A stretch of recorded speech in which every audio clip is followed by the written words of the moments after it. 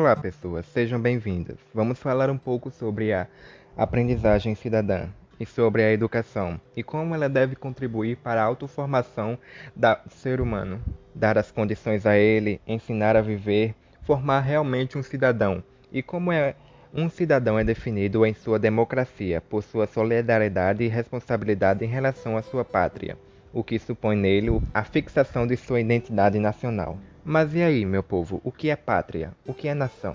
Essas condições capitais não encontram respostas em nenhum programa ou manual. É possível, claro, encontrar indicadores secundários no direito constitucional e no direito internacional, mas não essencial. Por isso é que se permite abordar esse problema para demonstrar que ele deveria ser obrigatoriamente tratado.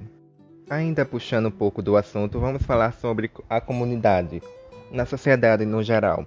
O Estado-nação é uma sociedade territorialmente organizada. Esse tipo de sociedade é complexa, sua dupla natureza, em que é preciso não só opor, mas também associar fundamentalmente a noção de comunidade e a noção de sociedade. A nação é uma sociedade em suas relações e interesses, competições, rivalidades, ambições, conflitos sociais e políticos, mas é igualmente uma comunidade de identidade, uma comunidade de atitudes e uma comunidade de reações ante o estrangeiro e, sobretudo, ante o inimigo. A história do início do século XX revela o terrível conflito interno nas grandes nações ocidentais, que chega às vezes à guerra civil, e ao mesmo tempo sua extraordinária solidariedade ante o inimigo externo. O que é uma comunidade? Ela tem caráter cultural por seus valores, usos e costumes, normas e crenças comuns. É a histórica pelas transformações e provações sofridas ao longo do tempo, segundo a expressão de Otto Bauer, e uma comunidade de destino. Esse destino comum memorizado, transmitido de gerações a gerações pela família, por cândidos, músicas, danças e poesias e livros. Depois da escola, que integra o passado nacional às mentes infantis, onde os ressuscitados, os sofrimentos, mortes, as vitórias, as glórias da história nacional, os martírios, a pobreza de seus heróis, assim a própria identificação com o passado, torna presente a comunidade do destino.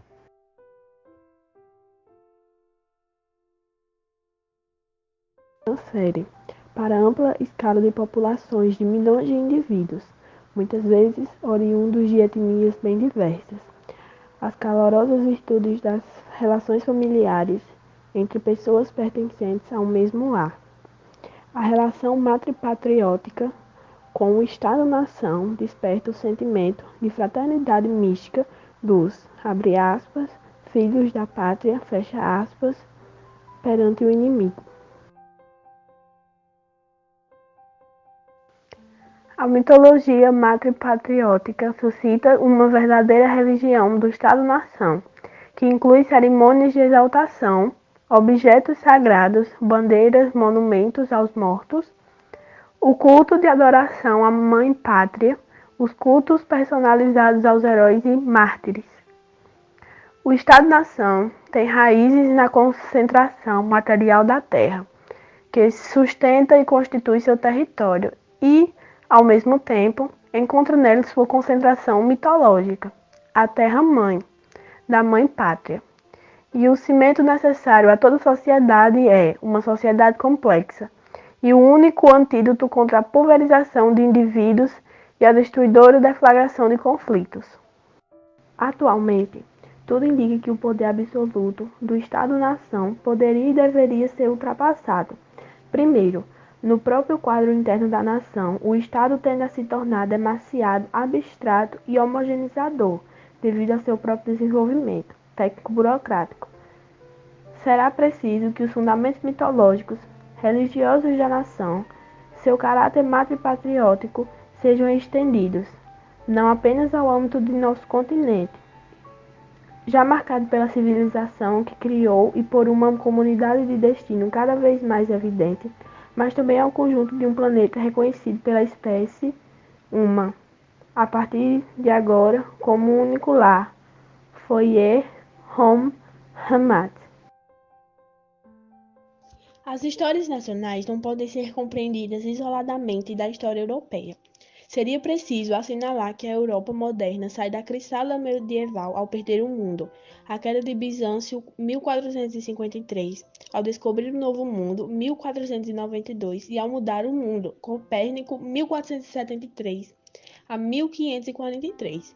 Desenvolveu-se em um turbilhão histórico onde desordens e antagonismos, as lutas de estados, lutas de classes, lutas de religiões, lutas de ideias, em vez de contrariá-los, favorecem os desenvolvimentos econômicos, políticos, sociais, culturais, não sem algumas enormes destruições. Os estados nacionais tornam-se soberanos absolutos em relação a todas as instâncias que eram consideradas superiores e estão constantemente em guerra, mas, até o final do século XIX, fazem e refazem coalizações para impedir a hegemonia de um único Estado sobre a Europa.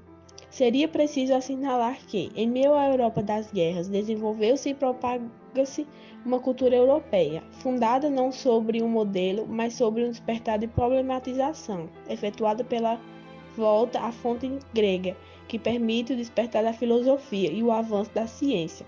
Esta cultura está fundada ao mesmo tempo sobre um diálogo, relação simultânea, antagônica e complementar entre a religião e fé de um lado e razão e dúvida do outro. A partir daí, pode ser acompanhar o desenvolvimento da cultura científica, técnica e ideológica, na qual emergiu uma concepção humanista e emancipadora do ser humano, em contradição, aliás, com a terrível opressão dominadora que a Europa impõe ao resto do mundo. Deverá ser apontado o caráter transeuropeu das grandes correntes culturais modernas iniciadas com o Renascimento, que a partir da Toscana e atinge São Petersburgo do Iluminismo. Assim, devemos contribuir para a autoformação do cidadão, dar-lhe consciência do que significa ser uma nação, mas precisamos também entender a noção de cidadania e entidades que ainda não dispõem de instituições prontas, como na Europa, para um europeu, ou não dispõe absolutamente de instituições políticas comuns, como o planeta Terra. Uma tal formação deve ser permitir enraizar dentro de si a identidade nacional e a identidade continental e a identidade planetária. Somos verdadeiros cidadãos, dissemos, quando nos sentimos solidários e responsáveis.